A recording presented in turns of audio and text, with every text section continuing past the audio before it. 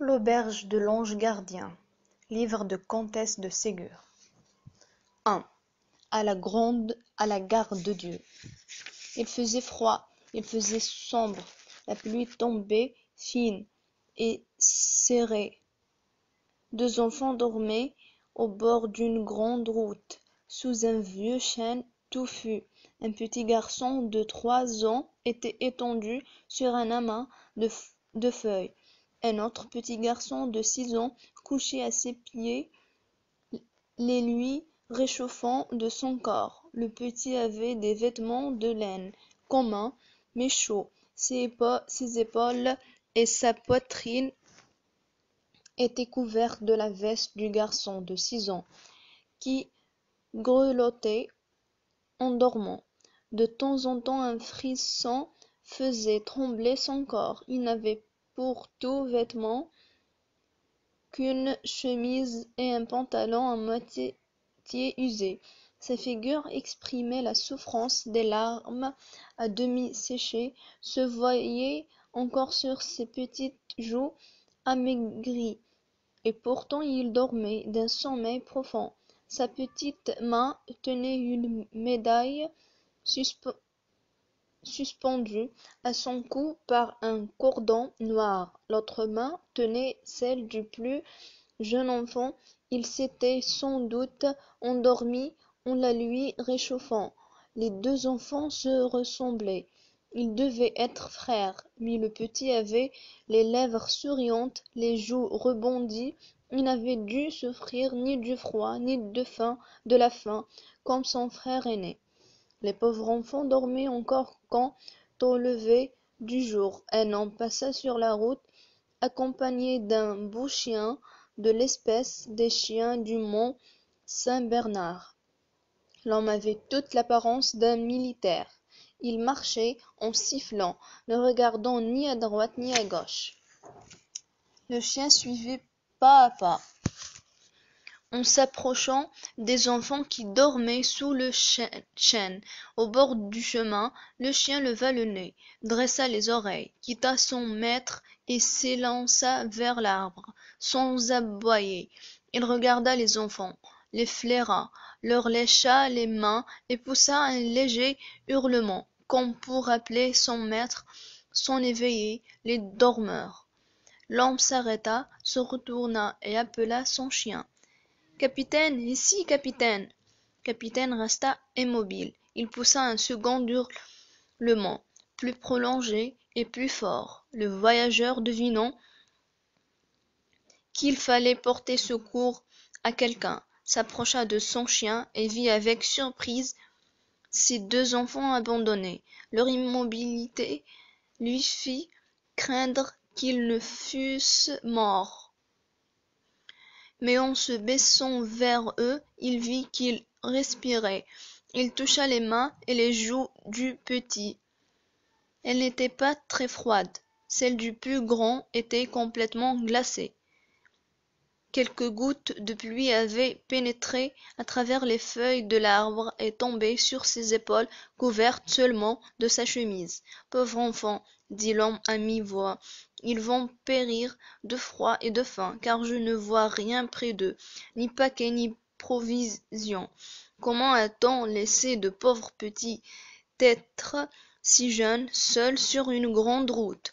Que faire? Les laisser ici, c'est vouloir leur mort. Les emmener, j'ai loin à aller et je suis à pied. Ils ne pourraient me suivre. Pendant que l'homme réfléchissait, le chien s'impatientait. Il commençait à aboyer. Ce bruit réveilla le frère aîné.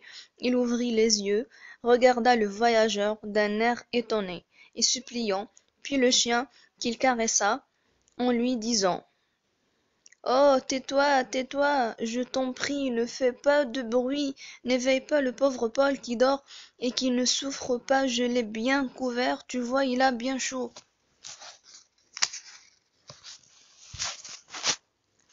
Et toi, mon pauvre petit, dit l'homme, tu as bien froid? L'enfant, moi, ça ne fait rien, je suis grand, je suis fort, mais lui, il est petit, il pleure quand il a froid, quand il a faim. L'homme, pourquoi êtes-vous seuls ici, tous les deux? L'enfant, parce que maman est morte et papa a été pris par les gendarmes, et nous n'avons plus de maison, et nous sommes tout seuls.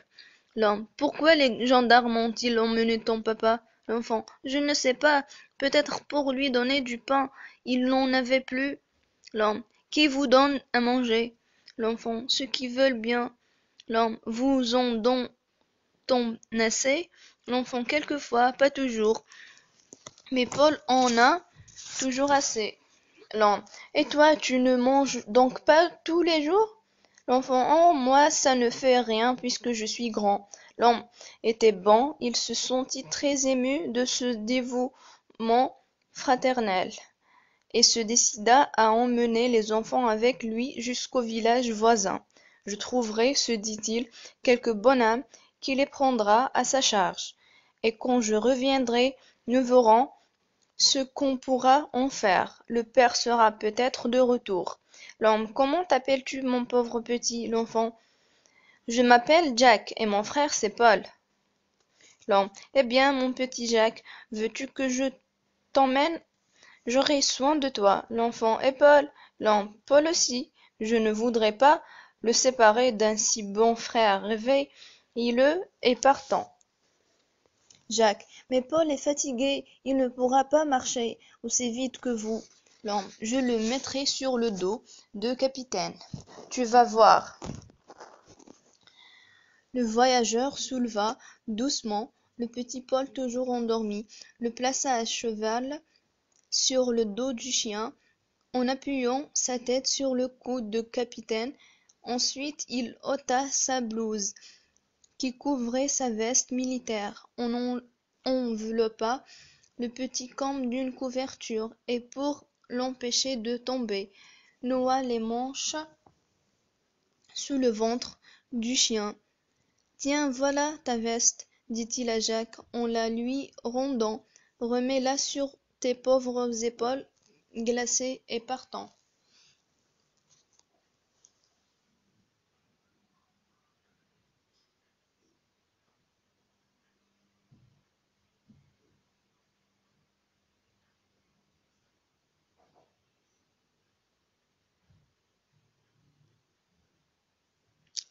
Jacques se leva, chancela et retomba à terre. De grosses larmes roulèrent de ses yeux. Il se sentait faible et glacé, et il comprit que lui non plus ne pourrait pas marcher. L'homme: Qu'as-tu donc, mon pauvre petit?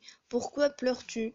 Jacques: C'est que je ne peux plus marcher, je n'ai plus de force. L'homme: Est-ce que tu te sens malade? Jacques: Non, mais j'ai trop faim. Je n'ai pas mangé hier, je n'avais plus qu'un morceau de pain pour Paul.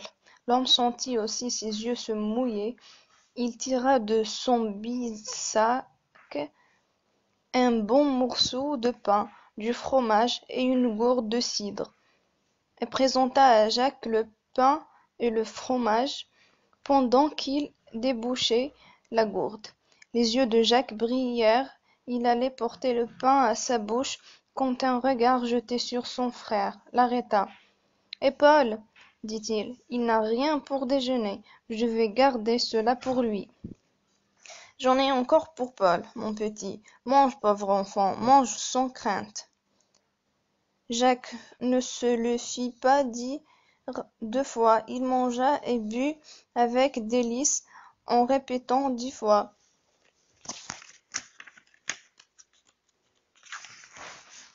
Merci, mon bon monsieur, merci, vous êtes très bon.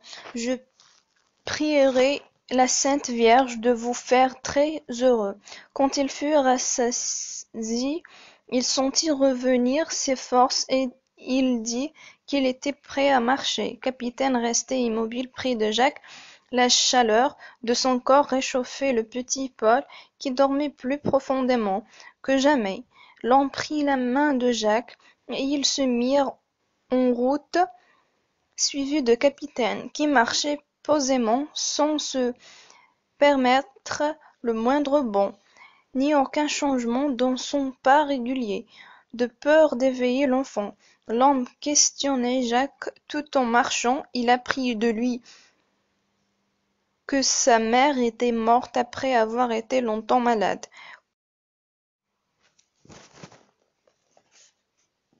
qu'on avait vendu tous leurs beaux habits et leurs jolis meubles, qu'à la fin ils ne mangeaient plus que du pain, que leur papa était toujours triste et cherchait de l'ouvrage.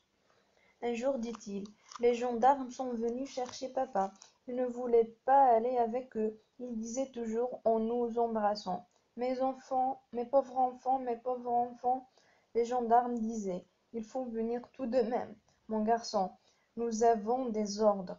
Puis un gendarme m'a donné un morceau de pain et m'a dit: reste là avec ton frère, petit, je reviendrai vous prendre. J'ai donné du pain à Paul et j'ai attendu un bout de temps, mais personne n'est venu. Alors j'ai pris Paul par la main et nous avons marché longtemps. J'ai vu une maison où on mangeait. J'ai demandé de la soupe pour Paul. On nous a fait asseoir à table et on a donné une grande assiette de soupe à Paul et à moi aussi. Puis on nous a fait coucher sur la paille. Quand nous avons été éveillés, on nous a donné du lait et du pain, puis on nous a mis du pain dans nos poches et on m'a dit: va mon petit, à la gare de Dieu. Je suis parti avec Paul et nous avons marché comme cela pendant bien des jours. Hier, la pluie est venue. Je n'ai pas trouvé de maison. J'ai donné à Paul le pain que j'avais gardé. Je lui ai ramassé des feuilles sous le chêne. Il pleurait parce qu'il avait froid. Alors j'ai pensé que maman m'avait dit: prie la Sainte Vierge, elle ne t'abandonnera jamais. J'ai prié la Sainte Vierge, elle m'a donné l'idée d'ôter ma veste pour couvrir les épaules de Paul, puis de me coucher sur ses jambes pour les réchauffer. Et tout de suite, il s'est endormi. J'étais bien content. Je n'osais pas bouger pour ne pas l'éveiller, et j'ai remercié la bonne Sainte Vierge. Je lui ai demandé de me donner à déjeuner demain parce que j'avais très faim et je n'avais plus rien pour Paul. J'ai pleuré et puis je me suis endormi aussi, et la Sainte Vierge nous a menés sous le chêne. Elle est très bonne, la Sainte Vierge. Maman me l'avait dit bien souvent. Quand vous aurez besoin de quelque chose, demandez-le à la Sainte Vierge. Vous verrez comme elle vous écoutera. L'homme ne répondit pas. Il serra la main du petit Jacques plus fortement dans la sienne et ils continuèrent à marcher en silence. Au bout de quelque temps, l'homme s'aperçut que la marche de Jacques se ralentissait. Tu es fatigué, mon petit enfant? Lui dit-il avec bonté. Oh, je peux encore aller. Je me reposerai au village. L'homme enleva Jacques et le mit sur ses épaules. Nous irons plus vite ainsi, dit-il. Jacques: mais je suis lourd. Vous allez vous fatiguer, mon bon monsieur l'homme. Non, mon petit, je te tourmente pas.